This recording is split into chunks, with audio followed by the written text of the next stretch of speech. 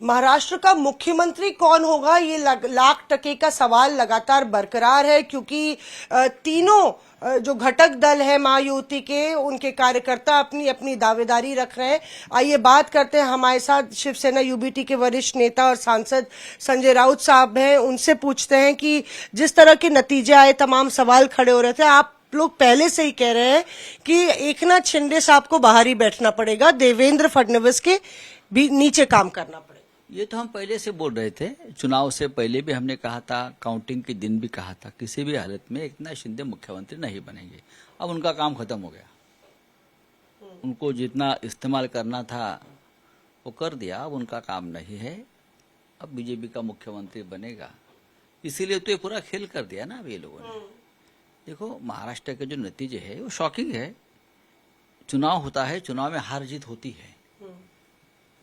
हम तो दावे करेंगे हम जीतेंगे, वो जीतेंगे, लेकिन जनता तय करती है। लेकिन ये फैसला जनता का नहीं है, हम बार बार बोल रहे हैं, ये ईवीएम का फैसला है। हम भी ईवीएम के घोटाले के बारे में हमारी एक राय हमेशा रही कि ठीक है, अब है ईवीएम तो हम करते रहेंगे। लेकिन जिस तरह से नतीजे महाराष्ट्र में आए हैं, उसका पर कोई विश्वास नहीं रखेगा चुनाव पर। ये कैसे चुनाव, लोकसभा में एक अलग नतीजा आया है, जरूर लोकसभा हम जीत गए थे, 3 महीने में ऐसा क्या हो गया कि इतना ग्राफ नीचे आ जाएगा? हमने ऐसी क्या गलतियां की है? कुछ नहीं किया है। शरद पवार साहब पूरे महाराष्ट्र में एक तूफान खड़ा कर कर काम करते हैं। उद्धव ठाकरे है, राहुल गांधी जी यहाँ बैठे थे, प्रियंका जी बैठी है। एक रिस्पेक्टेबल फिगर तो सबको आना ही चाहिए था, चाहे सत्ता नहीं आए। लेकिन हम एक एक्सपेक्ट कर रहे थे कि रिस्पेक्टेबल फिगर 3 पार्टी को जरूर आ रहा है। पर अब तो 2-3 दिन बीत गए संजय जी, नतीजे आए हैं। कोई आपको पुख्ता जानकारी कुछ विधानसभाओं में क्या मिली है? ऐसी कोई रिपोर्ट या कोई सबूत आप लोग सबमिट कर रहे हैं या बातें हवाई हैं? नहीं, कुणाल पाटिल एक सीनियर एमएलए हार गए, कांग्रेस के बहुत सीनियर नेता है धुलिया में। उनकी बहुत संस्थाएं हैं, बहुत बड़ा कुनबा है, गांव के गांव उनके साथ खड़े रहते। वहां से आंदोलन शुरू हो गया गांव गांव में कि हमने सभी को कुणाल को वोट दिया है, लेकिन हमारे हर गांव में 0 वोट दिखाया है हम कुणाल को। जो वीडियो वायरल हो रहे हैं। और नासिक का एक आया है हमारे पास, उसके फैमिली में 65 लोग हैं उस उम्मीदवार के, माँ, बीबी, बच्चे, बाप, सब कुछ। उनको सिर्फ 3 वोट मिले हैं। मेरी फैमिली तो मुझे वोट देगी, ऐसे हर जगह पे चल रहा है।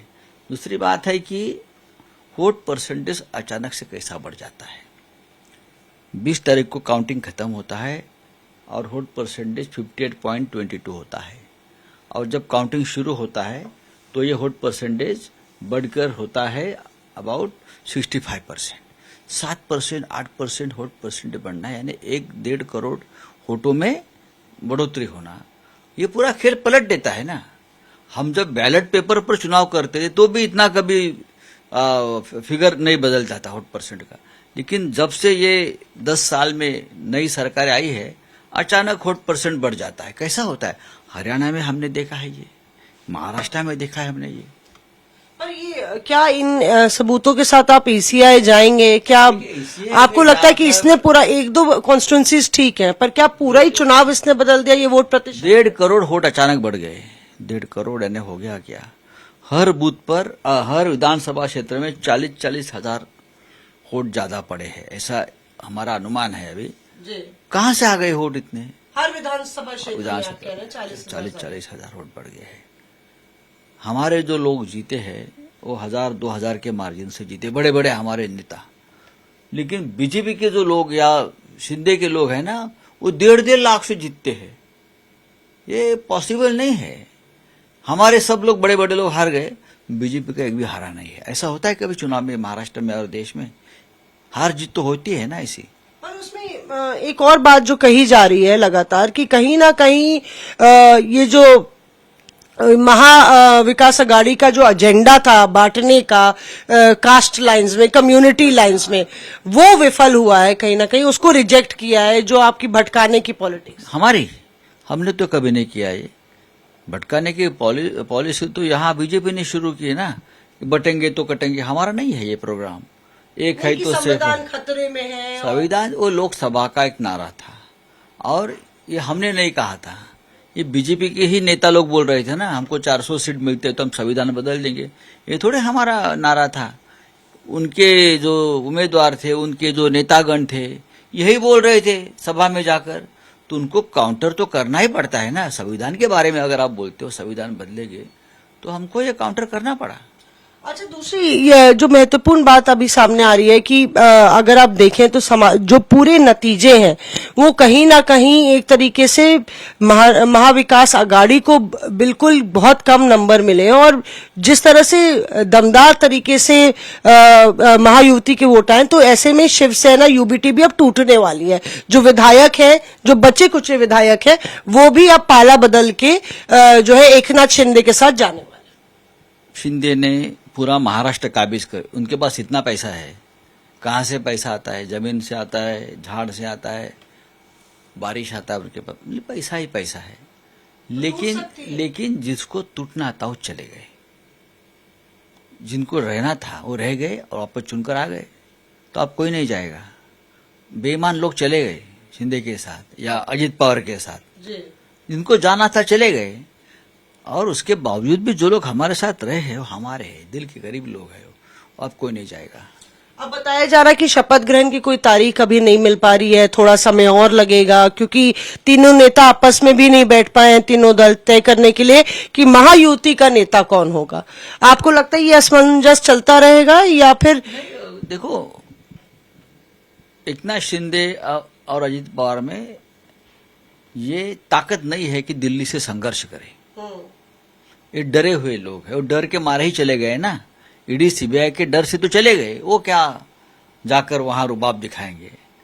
मुख्यमंत्री तो बीजेपी का ही बनेगा, क्योंकि उनका आंकड़ा भी ऐसा है कि वो उनको कोई चैलेंज नहीं कर सकता। अगर ये लोग कहते हैं कि हम नहीं सपोर्ट करेंगे तो उनके पास बहुत विकल्प बाकी है। 14 एमएलए कम है सिर्फ मेजोरिटी के लिए, बीजेपी के लिए, और साथी 2 है। ये दोनों पार्टी है, उनके साथ उनको ही तोड़ देंगे जैसे हमको तोड़ दिया। बीजेपी का तो अच्छा वो पुराना खेल है, वो तोड़ो फोड़ो राज करो। तो शिंदे को भी तोड़ देंगे, अजित पवार की पार्टी भी तोड़ देंगे वापस, उस पे क्या है। पर बीजेपी के कार्यकर्ता इस पे भी तैयार नहीं है राउत साहब कि भाई 2.5 साल का कोई फॉर्मूला हो। वो कहते हैं कि भाई मेहनत हमने की, खरबूजा कोई और खाए, ये कैसे संभव है? मेहनत तो की है, पार्टी तोड़ी हमारी, फिर शिंदे को मुख्यमंत्री बनाया, ये भी एक मेहनत ही थी। अब उनकी राजनीति उनको करने दो, हम उसके ऊपर बात नहीं करेंगे।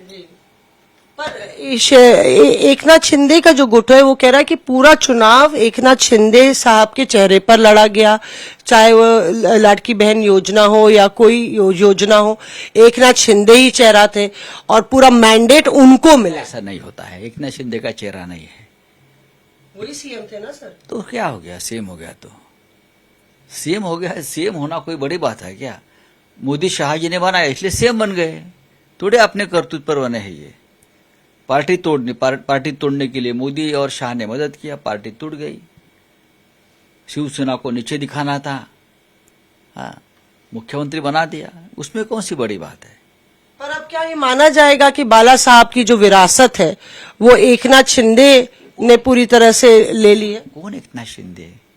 ठीक है, मुख्यमंत्री बना, मोदी शाह की मदद से अब उनके लोग चुनकर आए, लेकिन बाला साहब ठाकरे की विरासत तो असली शिवसेना ही लेके जाएगी, उद्धव ठाकरे लेके जाएंगे, हम लोग लेके जाएंगे। आंकड़े तो नहीं दिखाते ना। आंकड़े में क्या होता है? हमारा आंकड़े पे विश्वास, हम संगठन पे विश्वास रखते हैं। जो हमारा संगठन है, पावर पे नहीं, सत्ता पे नहीं। सत्ता आती सत्ता चली जाती है, संगठन बहुत महत्वपूर्ण है, जो आज भी जमीन पर है। मोदी जी वहां पे कह रहे हैं कि 80-90 बारी जो पार्टियां हार गई हैं वो यहाँ पे पार्लियामेंट में तमाशा कर रही हैं क्योंकि शीतकालीन सत्र चल रहा है। क्या है, गौतम अडानी को बारे में सवाल पूछना ये तमाशा है क्या?